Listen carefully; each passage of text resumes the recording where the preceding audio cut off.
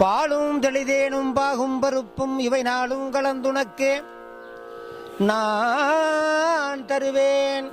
கோலம் செய் துங்க கரிமுகத்து தூமணியே, நீ எனக்கு சங்கத்தமிழ் மூன்றும் தா. பாட்டுவித்தால் பாடுகின்றேன், பணிவித்தால் படுகின்றேன், பதியே நினை.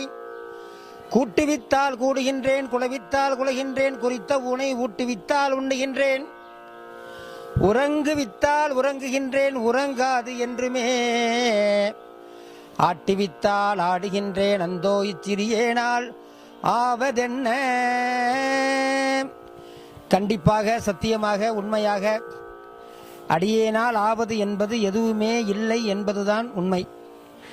இங்க வந்திருக்கின்ற எல்லாருடைய திருவடியும் வணங்குகின்றேன். மீண்டும் ஒரு முறை வணங்குறேன்.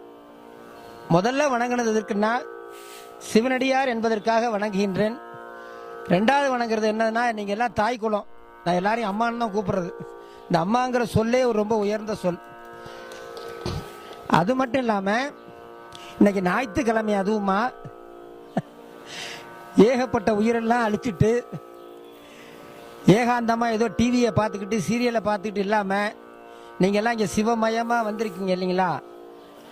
உங்களுக்கு நான் ரொம்ப மீண்டும் மீண்டும் நன்றியையும் வணக்கத்தையும் உங்களுடைய திருவடி வணங்குகின்றேன்.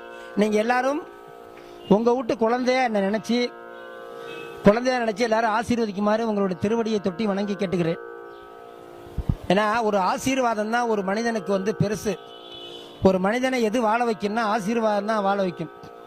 அதுக்கு முந்தி பொங்கல் அன்னைக்கு, பொங்கலுக்கு 3ஆவது நாள் பார்த்தீங்கன்னா கன்னி பொங்கல்னு வைப்பாங்க. அப்போ என்ன பண்ணுவாங்க, வீட்டில் உள்ள குழந்தையெல்லாம் அழைச்சிட்டு ஒரு வீடாக போவாங்க. அந்த வீட்டு குழந்தை இந்த வீட்டு வரும், இந்த வீட்டு குழந்தை 10வது வீட்டுக்கு போவோம். எல்லாம் அங்கே உள்ள பெரியவங்கள்ட்ட போய் ஆசீர்வாதம் வாங்குவோம். இப்போ இந்த ஆசீர்வாதம் வாங்கணுங்கிறதே கிடையாது. பெரியவங்களை பார்த்தா முதல்ல என்ன பண்ணணும், குழந்தைகள்கிட்ட சொல்லி தரணும். நம்ம காலில் விழுந்து கும்பிடும் அப்படின்னு சொல்லி ஒரு ஆசீர்வாதம் வாங்கணும். அது மட்டும் அல்லாமல் பத்தராய் புனியத்தூர் பிறந்தார்கள் எல்லாருக்கும்